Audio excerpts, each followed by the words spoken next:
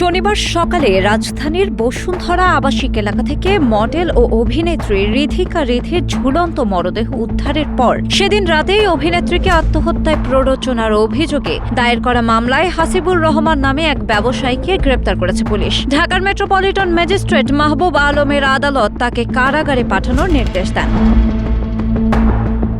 ডিএমপির prosecution বিভাগের উপপরিদর্শক কামাল হোসেন জানান, আসামি পক্ষের আবেদনের পরিপ্রেক্ষিতে আগামী 18 আগস্ট জামিন শুনানির দিন ধার্য করা হয়েছে। রিমান্ডের আবেদন না থাকায় হাসিবুরকে এজলাসে তোলা হয়নি।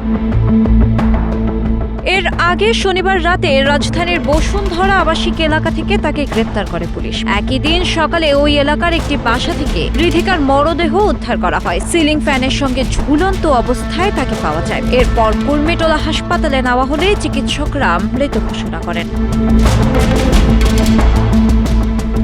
পরিবারের বরাত দিয়ে পুলিশ জানায়, রিধিকার এক ব্যক্তির সঙ্গে প্রেমের সম্পর্ক ছিল। শনিবার ভোরে ভিডিও কলে কথা কাটাকাটির এক পর্যায়ে তিনি আত্মহত্যা করেন বলে অভিযোগ। এ ঘটনায় রিধিকার মা বাদী হয়ে ভাটারা থানায় আত্মহত্যায় প্ররোচনার মামলা করেন। মামলার পরিপ্রেক্ষিতে হাসিবুরকে গ্রেপ্তার করা হয়। ঘটনার প্রকৃত কারণ উদ্ঘাটনে তদন্ত চলছে।